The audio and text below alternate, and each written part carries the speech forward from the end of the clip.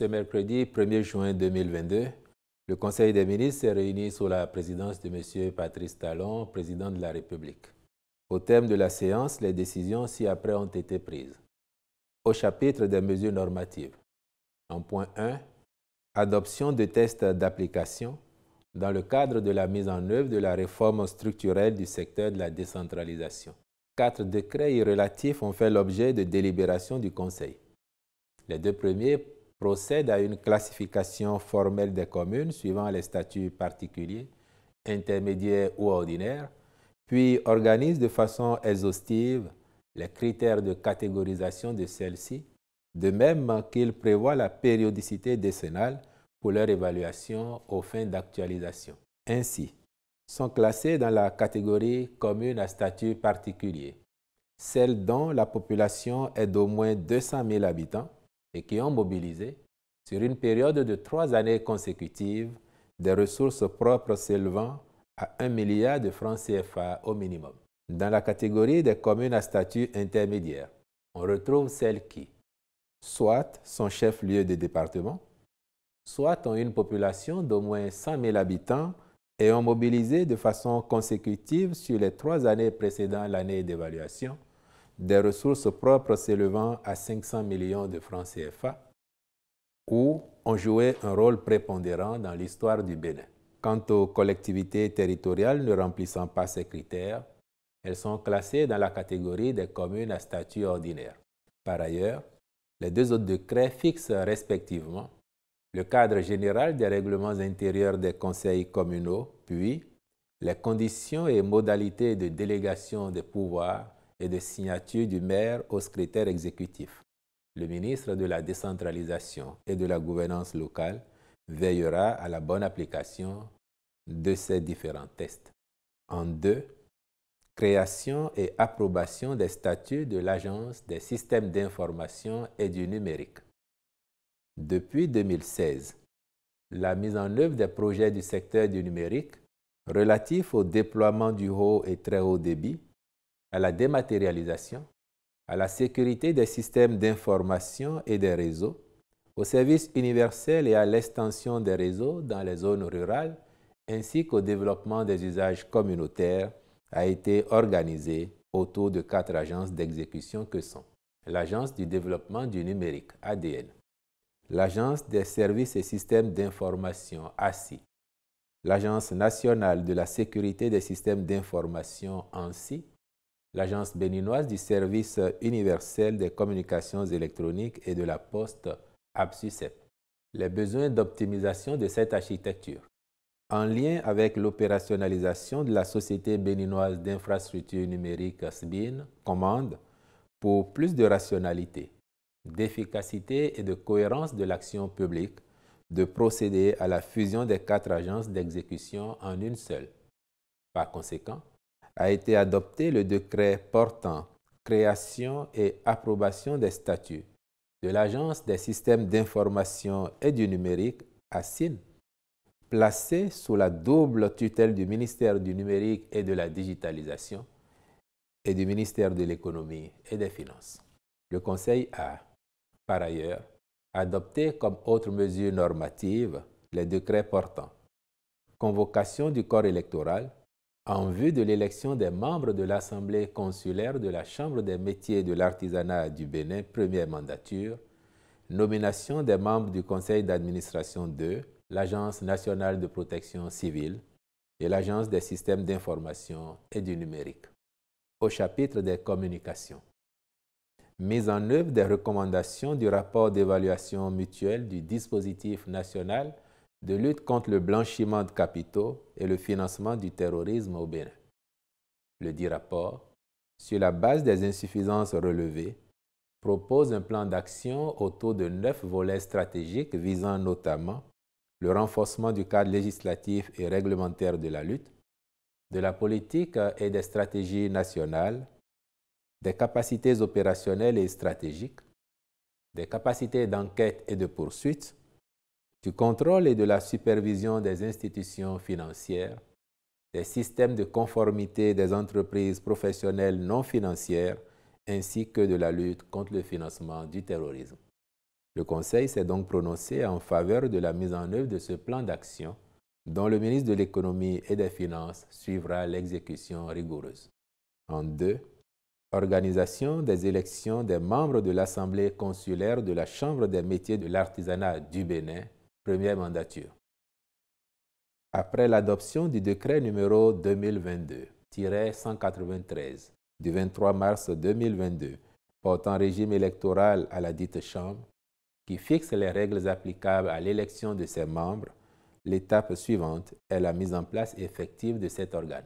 Véritable établissement public à caractère professionnel, il a pour mission la défense, la représentation, la protection et la promotion des intérêts des artisans et des entreprises artisanales auprès des collectivités locales, des instances nationales, sous-régionales et internationales. C'est pour assurer sa mise en place prochaine que le Conseil a autorisé la tenue des élections le dimanche 24 juillet 2022 en vue de la désignation de ses 80 membres puis de leur installation. En 3, compte rendu de la tournée gouvernementale d'information et de sensibilisation des populations sur la conjoncture économique. Organisée du 12 au 24 mai 2022, cette tournée a permis d'engager des échanges directs avec les populations, de les informer sur les faits générateurs de la conjoncture actuelle, ainsi que des réponses apportées par le gouvernement, puis de les sensibiliser sur les réflexes à développer en pareil contexte. À l'issue de la tournée, les délégations gouvernementales ont recueilli environ 1100 doléances et préoccupations formulées par les populations sur toute l'étendue du territoire national. Certaines d'entre elles sont directement liées à la cherté de la vie, cependant que d'autres sont d'ordre structurel ou spécifique. Le Conseil a approuvé ce compte-rendu et, sur la base des suggestions recueillies, instruit les ministres aux fins de prendre diverses mesures. Il s'agit du ministre d'État, ministre du Développement et de la Coordination de l'action gouvernementale, en collaboration avec l'ensemble des ministres, à l'effet d'organiser sur une base annuelle une campagne d'information et de sensibilisation des populations sur les mesures et actions du gouvernement. Du même ministre, aux fins de prendre les mesures appropriées, en collaboration avec le ministre de l'Industrie et du Commerce et le ministre chargé de la décentralisation, pour mutualiser les ressources des directions départementales en vue d'une intensification des contrôles de prix et l'application des mesures répressives conformément à la loi. Du ministre de l'Industrie et du Commerce, en collaboration avec le ministre de l'Économie et des Finances, pour fixer par arrêté le plafonnement du prix de vente au détail de la farine de blé au consommateur final sur toute l'étendue du territoire national. Les mêmes ministres prendront un autre arrêté concernant le prix du ciment. Des contrôles seront renforcés et tout contrevenant se verra appliquer les tests en vigueur puis, le cas échéant, suspendu du circuit de distribution du ciment. Par ailleurs, le ministre de l'Agriculture, de l'Élevage et de la Pêche est instruit, en lien avec les sociétés de distribution, à l'effet de créer des magasins de cession des intrants vivriers dans toutes les 77 communes. Le même ministre, en plus de ceux chargés de la sécurité publique et de la décentralisation, et en collaboration avec le chef de mission de surveillance et de sécurisation des espaces de transhumance pastorale, puis avec le haut-commissaire à la sédentarisation, organisera une mission d'information et de sensibilisation sur le programme de sédentarisation et veillera à son accélération. En outre, dans le secteur de l'enseignement supérieur et de la recherche scientifique, le ministre fera rétablir les rations normales de restauration dans les différents campus universitaires et prendra toutes les dispositions utiles pour le paiement du solde des primes de rentrée et des primes pédagogiques aux bénéficiaires. Dans la même logique de prise en compte des doléances exprimées, le ministre du Numérique et de la Digitalisation, de concert avec le ministre chargé de l'Enseignement supérieur, veillera à finaliser les tests sur les 10 sites universitaires concernés par la première phase de mise en œuvre du projet de réseau béninois d'éducation et de recherche afin de les rendre fonctionnels à la rentrée universitaire 2022-2023. Enfin, le ministre d'État, ministre du Développement et de la coordination de l'action gouvernementale, avec le coordonnateur du Bureau d'analyse et d'investigation et tous les ministres concernés, conviendront d'un plan d'action précis et géolocalisé de réponse à l'ensemble des préoccupations structurelles et spécifiques enregistrées au cours de la tournée, au chapitre des rencontres et manifestations internationales. Le Conseil a autorisé l'organisation au Bénin, en juin 2022, d'un colloque régional par la Cour constitutionnelle et la CEDEAO sur le thème « Les relations entre les juridictions constitutionnelles et les juridictions communautaires » du 13 au 17 juin 2022 du 7e atelier régional des centres d'excellence d'Afrique pour l'impact sur le développement, du 30 juin au 2 juillet 2022 du 7e congrès statutaire et de l'Assemblée générale de l'Association des hautes juridictions de cassation des pays ayant en partage l'usage du français, ainsi que la participation du ministère de l'Agriculture, de l'Élevage et de la Pêche à ces réunions statutaires et autres rencontres à l'extérieur au titre de l'année 2022.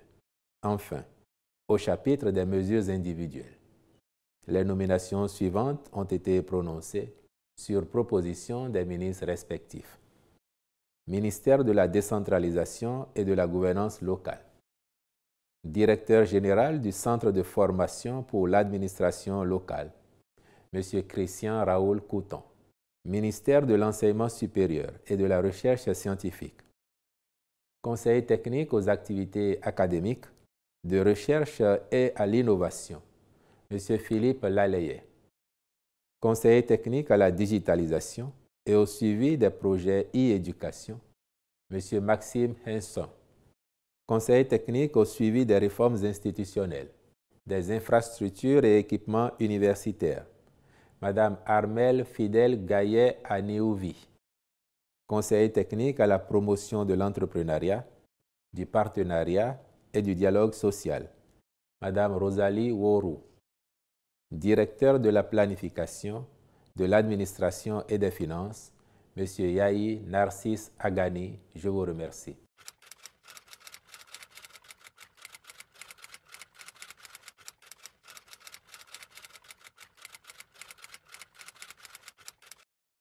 Chaque membre du gouvernement au cours de la tournée l'a exprimé et expliqué à nos concitoyens qu'il s'agissait d'une démarche respectueuse vis-à-vis d'eux et d'une démarche scientifique par ailleurs. Aller expliquer la situation, recueillir les doléances. Et puis vous voyez bien que ça a été un travail bien organisé en amont. En même temps que les séances se déroulaient, il y avait des équipes chargées de recenser les préoccupations des populations. Et en fin de journée, les équipes devaient faire le point et classer les préoccupations suivant l'ordre ou le nombre de fois où elles sont évoquées par les populations. Et à l'arrivée, on recense pas moins de 1100 préoccupations diverses dans l'ensemble de nos 77 communes. Cela est un indicateur du sérieux de la démarche du gouvernement qui montre très bien, si besoin en était encore, qu'il ne s'agissait pas pour les membres du gouvernement d'aller se défouler à l'intérieur du pays. Le chef de l'État a instruit son gouvernement de procéder à ces rencontres par respect pour les populations et par besoin de leur apporter l'information fiable. Et le fait pour le gouvernement, aussitôt la mission terminée, je peux vous dire que dès le mercredi dernier, il y avait déjà eu un premier point. Mais dans le souci d'aller dans le détail, au plus près des préoccupations recueillies à la base, le chef de l'État a instruit et le ministre d'État, ministre de la coordination de l'action gouvernementale, a coordonné le travail qui a consisté à élaborer ce rapport qui renseigne sur les préoccupations que nos concitoyens ont émises à l'occasion de ces rencontres et en même temps sur les réponses que le gouvernement commence à apporter à ces préoccupations. Vous avez noté à travers le compte-rendu que certaines de ces préoccupations ont fait l'objet de délibérations immédiates. D'autres sont classées suivant qu'elles sont structurelles ou spécifiques. Spécifique veut dire parfois qu'à l'intérieur d'une commune, vous avez des préoccupations qui ne concernent que cette commune ou une portion de population de cette commune. D'autres structurels qui sont liés, par exemple, au développement global, à comment est construit le développement dans cette commune ou dans les communes environnantes pour que cela impacte les populations qui y vivent. Donc l'ensemble de ces préoccupations, vous l'avez noté également, fera l'objet de réponses appropriées, on a même dit parfois géolocalisées, et le comité mis en place travaillera à cet effet afin que, au fur et à mesure, les réponses puissent être apportées. Cela montre bien que le gouvernement a du respect pour nos populations et prend en compte les préoccupations qui ont émergé. En plus de la moisson qui a été faite, qui fonde le gouvernement aujourd'hui à prendre la décision de principe que chaque année, cette descente au cœur du pays, au plus près de nos concitoyens, devrait se tenir pour partager avec eux les actions du gouvernement,